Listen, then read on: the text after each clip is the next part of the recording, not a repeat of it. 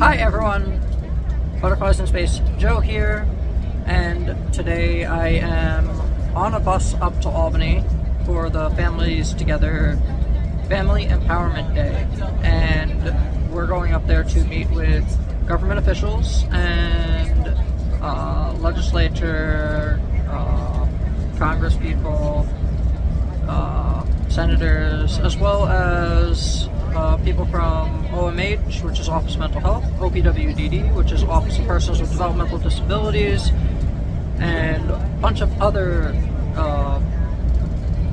various government entities to talk about the importance of making sure that there is funding for people with disabilities and other supports such as the justice system and things like mental health and education and a variety of other topics.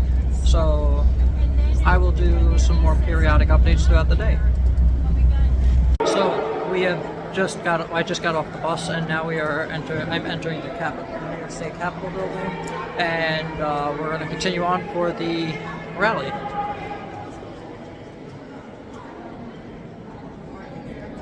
So, pretty cool.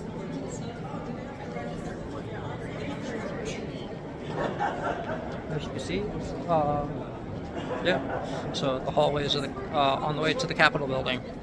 So now I am in the legislative building in Albany, and we are with the senators' offices. So we are going to be going down there to talk to our senators. Power to the people.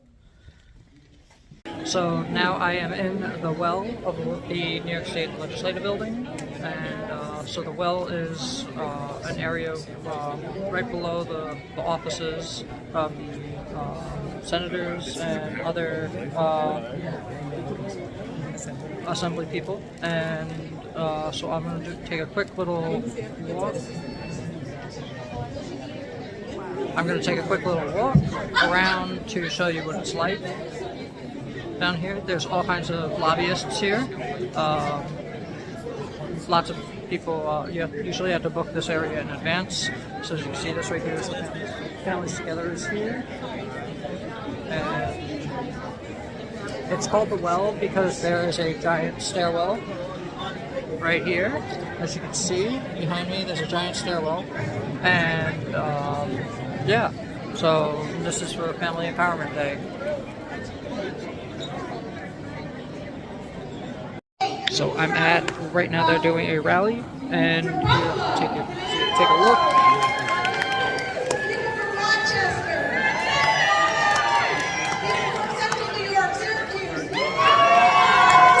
Really cool. Really cool. So now Senator Brooke is about to talk. Thank you.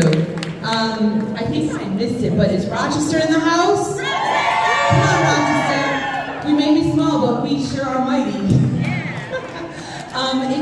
It's always an honor to be here with all of you. I told you that since the day I became the committee chair for the Senate Mental Health Committee, which by the way did not exist before January 2021. When I came into office, it was a joint committee, and we said we need a mental health committee because this will be the crisis after the crisis for COVID. We even have a Surgeon General who says the crisis of our time is youth mental health. Now we hear those things, we see headlines, we see press conferences, but y'all know that the real crisis is happening every single day with our families, is it not? Yes. How many people have had to wait to get the care that they need for their children or their loved ones? How many people have struggled to find someone that they thought connected with them, that had cultural competency and linguistic competency that they could feel comfortable with? How many of us struggled to find someone like that when we're looking for services, for mental health services? And how many of you have felt for so many years that people have not been listening to you in Albany? You can cheer for that, because you're listening now. For so many years, I know that you have come made your asks, you have explained why this is so important. And now you see all these legislators up here, you see all of these supporters up here, you see how we've taken over the entire well in this building? That's because of you all. That's because your movement is getting stronger every day, and you have allies like all of us up here who not only understand, but we are also living this with our families. This is what happens when you have parents as your legislators, right? We understand what it is you're going through. So all of these signs are outlining all the things that we've been fighting for all of you. We know that we need a better workforce so that you all can actually get the services you need. We know we need to do a better job of supporting youth. This year, we got $5 million in the One House budget for a free telemental health services, 5 free appointments for any young person in New York State. Any single young person, no questions asked, to make sure that we can help young people fill that gap when they're sitting on a wait list. And there are so many other things that need to be covered, and I know that some of my colleagues will. But my favorite phrase that I learned when I first started this work together, nothing about us, nothing about us, without us, nothing about us, without us. Exactly. Thank you all so much, and you have my unwavering support.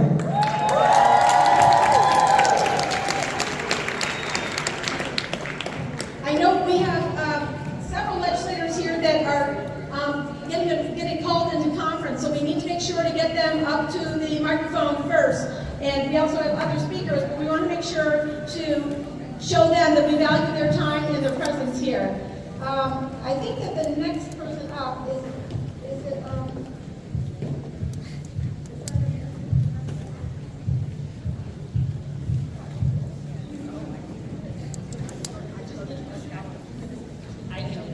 Hello, Assemblywoman Sarah Clark here from the great Rochester area as well.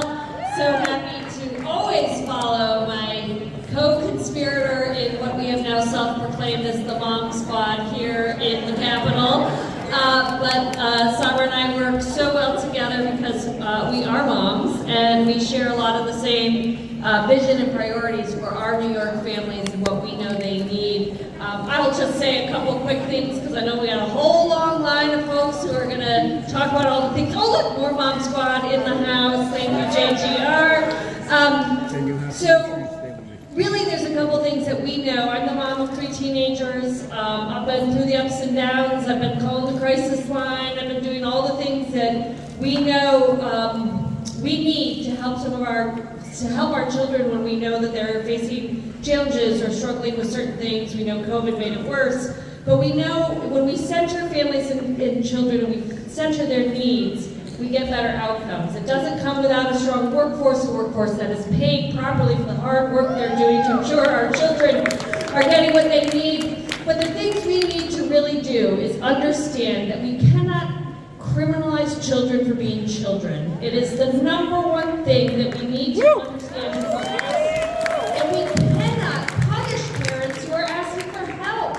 This is real. We don't punish you when you say, I need help, I need something, my child needs something, please help me. And instead of saying, no, which is, or there's nothing we can do, or we don't know where to go to help you, we don't know how to do it, not only do we often hear no, but we also hear, now we're going to, investigate you, or we're going to hold you in harm for not doing what you need to do when you were told there was nothing that could be done anyway. So we need to fix it. We need a strong mental health workforce for our children. We need our children to have access to mental health services the moment they need it. We need to look at suspension rates, not just in our K through 12 schools, but in our child care settings. No 3-year-old is doing something out of evil or out of some malice. This is a 3-year-old we're talking about. We are seeing suspension rates, mostly with children with special needs, going through the roof in our child care settings. But we need to give our child care providers the mental health support that they need as well to ensure those children are getting what they need. Children need things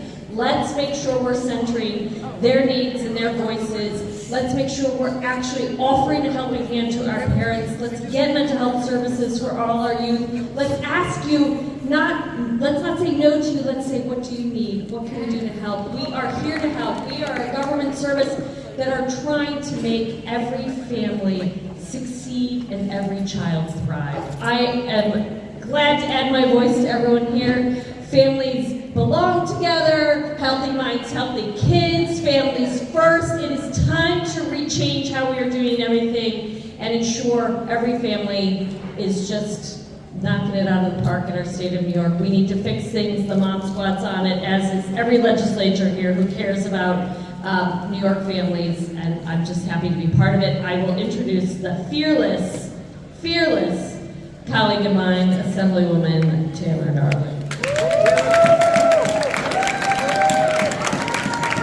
Hi everyone. I heard Long Island was in the house. I'm Assemblymember Taylor Darling, and I proudly represent New York State's 18th Assembly District, which includes Hempstead, Uniondale, Freeport, Roosevelt, West Hempstead, Lakeview, and 9 houses in Garden City. And I am absolutely tired of the disparity between communities of services and what's available to us, where the sense of urgency is, how we respond to issues that our children are expressing, and we absolutely cannot stand here and say that these things are not systemic and intentional. All communities are having a mental health crisis right now, but we are handling those crises different based on which community you live in. Yep. We have children who, when they show up and they're in need, and they're in a certain community, the answer to their cries for help is suspension. We have other communities where when their children show up with needs and they express those needs, they are met with resources, not wait lists, not hope, not go home, not this is your parents' problem. We are all suffering. And I'm going to say it the way I always say it. We can fix this problem now, or we can fall apart attempting to fix it later. Let's make sure our kids have a great New York to live in. We are here to fight and we'll continue to champion. Thank you, everyone. Woo!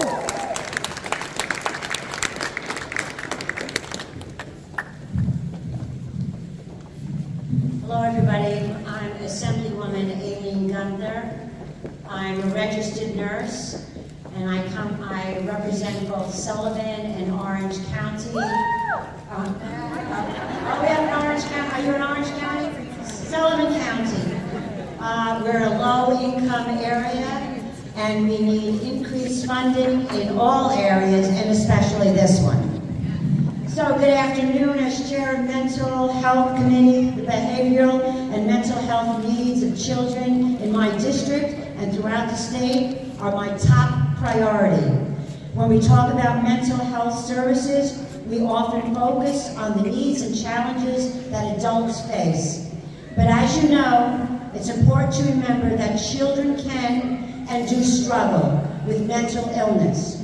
When we commit to caring for children's mental health, it benefits the entire community.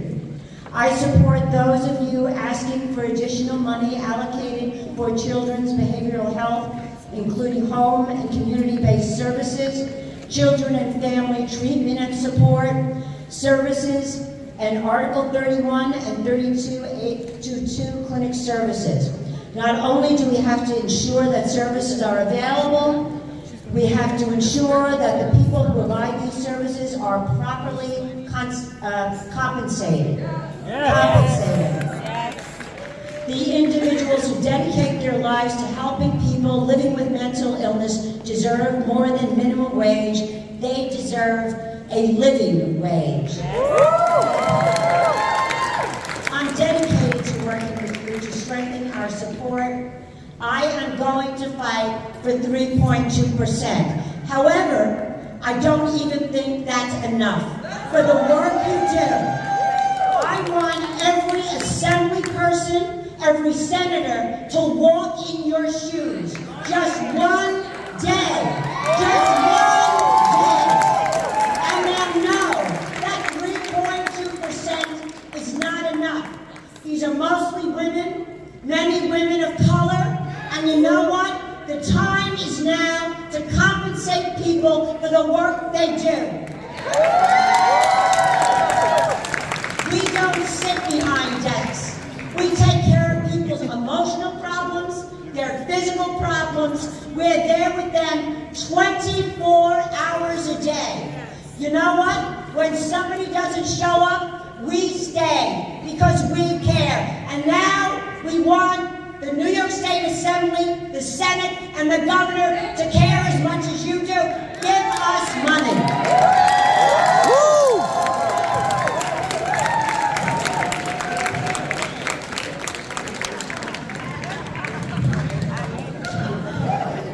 We're gonna miss her. Is Westchester County in the house? All right. I'm Assemblymember Chris Burdick. I represent the 93rd Assembly District in Westchester County. And Aileen could not have said it better. We have such a crisis in the workforce, whether it be in this, whether it be in home care, right across the board, and these are people who dedicate their lives. Minimum wage for this is an outrage, nothing short of an outrage. We have to pay people for the work that they're doing so that they too can support their families. I can't tell you how many home care workers in this field, in fields across the board, they're having to have 2 jobs, even 3 jobs, to put food on the table. That is totally unacceptable. And we're going to change that. We're going to do it in this budget. We also have to have in this budget the money that's needed for the community-based organizations, because those are the ones that are closest to the people. The community-based organizations are the ones that can get it done most effectively. And I want to say one last word, and that is that none of this can happen without you and the advocacy. When are we going to get it done? We're going to get it done now. Thank you.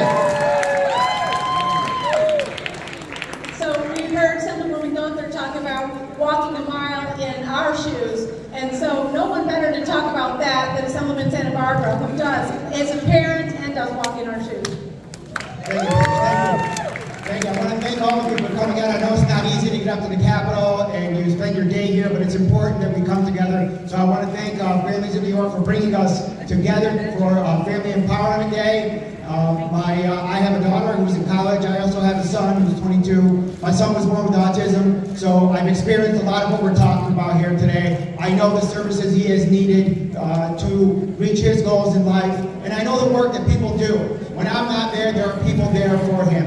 And what Aileen said, what Chris said, what my colleague said is absolutely right. 3.2% is just not enough. Not enough. These people dedicate their lives to supporting individuals, to taking care of people, of family members, and that is worth way more than they have been getting paid. We need to do better in this budget. I want to just talk about the mental health services. There is a tremendous need in my community. I represent the Capital District, Schenectady, City of Amsterdam. There's a tremendous need for youth mental health services. We need to respond to that. It's a growing need.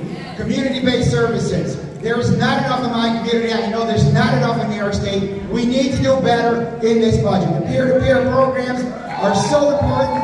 Yeah, I want to thank Aileen Gunther, who is the chair of mental health. I've served on that committee for every year I've been in the Assembly. We've passed a lot of good legislation. We've advocated for funding. And this year we must deliver. The need is growing and growing. We must respond to that. So I'm here to support all of you.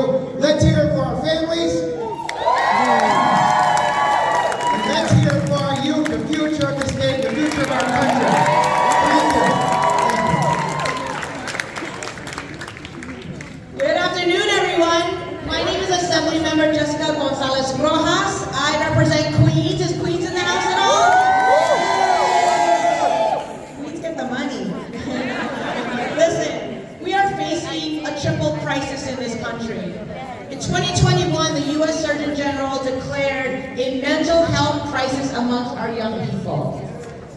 We are also facing wait lists. We're facing wait lists for the families that need the support to address that mental health crisis.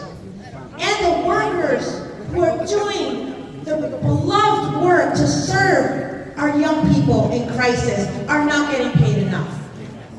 But you know what? We have the solutions right here.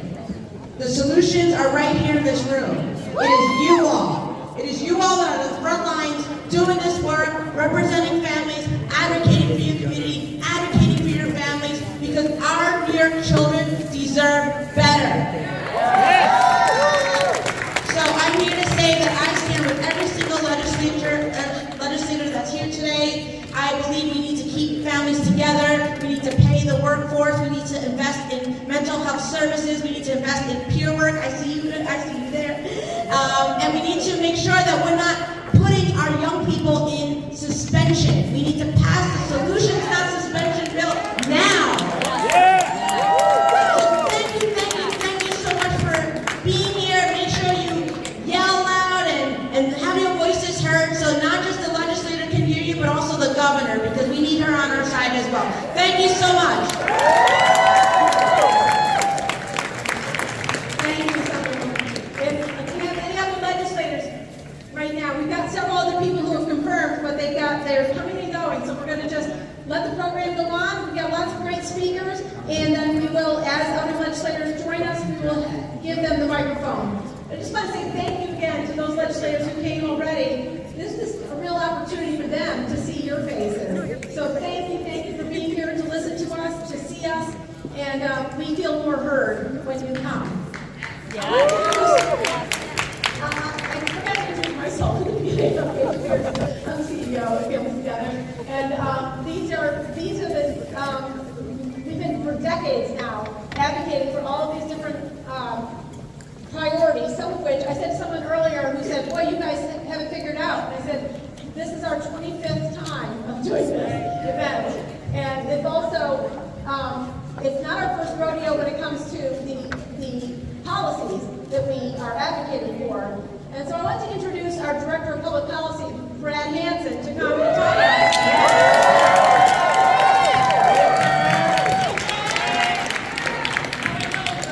How are we doing, families? I promise you we were going to be doing some chants today, weren't we? So let's start with families. Families. Families. Youth.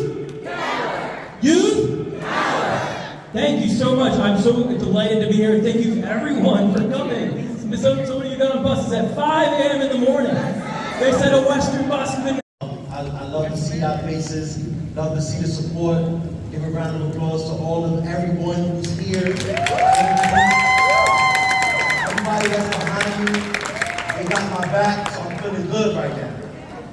So my name is Jose Perez. I come to this work with my own lived experience. I'm a survivor of the child welfare system. I was in the child welfare system from the ages of 3 to 16. When I was 16, I was incarcerated. I was sentenced to adult prison. And I went there and I did 20 years. I did 20 years in prison and I survived it. And I've been coming home and I came upon this world right now and I'm here to fight for all my young people who are in this world who feel lost and afraid and feel like nobody supports them. Because we are here. I also manage a project called Youth Empowered, Transforming Care, in which we are giving $1,000 to former foster care youth transitioning out of care. We give them $1,000 a year for a pilot program to try to make sure that these guaranteed incomes become universal. That we're about to be on our 10 payments, but we're about to be on our 12 payments, and after that, they're not going to get any more support from the pilot. So we are going to be advocating, we're going to be fighting for them, right? And when we talk about suspensions, right, that's how I started. They started suspending me. They started taking me away from my mother. They did a whole bunch of investigation on my mother instead of cultivation. They stripped her of all her rights, right? So what I want to do is I want to leave you with a poem. I want to leave you with a poem to show the significance of why you should be listening to our voices. And I don't know why this is not showing up now at this moment. Take your time. What's wrong? It's the Wi-Fi. I saw it.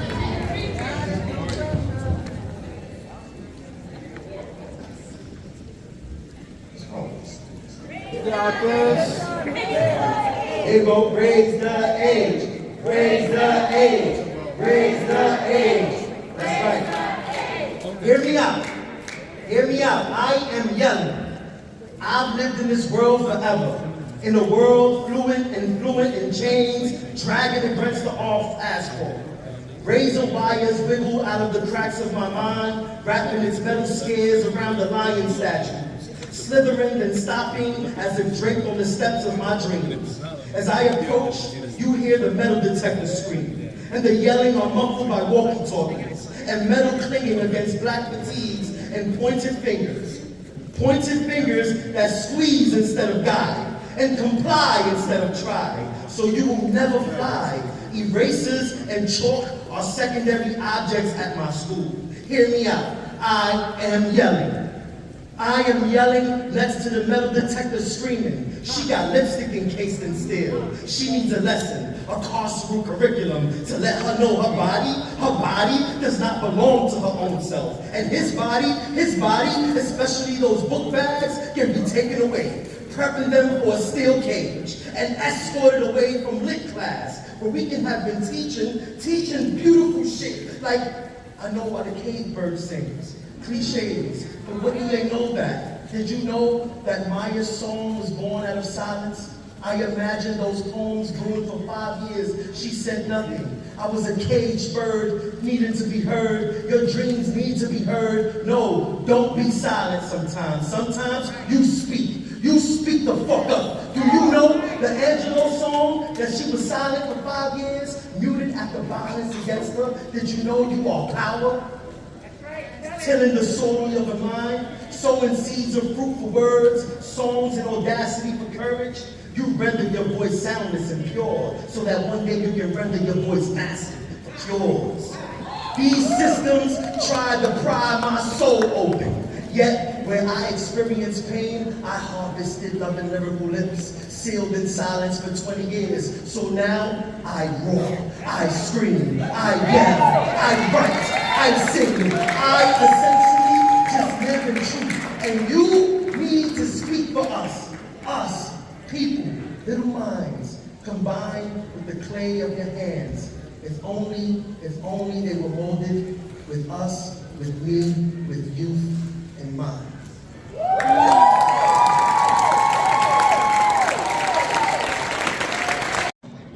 So right now I am in the Capitol building, and the architecture in here is beautiful. Here, take a look at this. This is where they hold sessions. It is really cool and really incredible. And this building as a whole is just really beautiful. So yeah, and we are on our way to meet with someone. So now we are leaving the Capitol building and I'm getting back. So I'm going to be getting back on the bus with the team that I came here with. We just met with a couple of people, like assemblymen, Congress people, senators, and now there's a march going on outside, as well as there was a rally inside where multiple people spoke. So yeah, now we're going to walk through the march, and I'm going to be getting, and as the team walks through the march, we'll be getting on the bus. But yeah, so here I am in the hallways.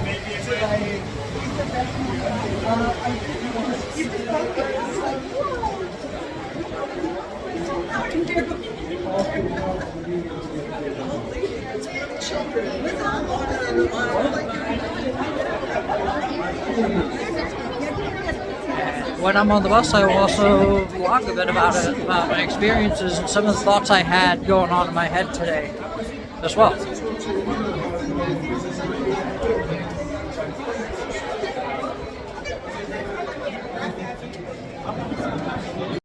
So now as I said, I'm going outside. There's a little crowd of people upstairs, and we're going out to the bus. And I'm heading back to Long Island from New York, from Albany, and from there, yeah.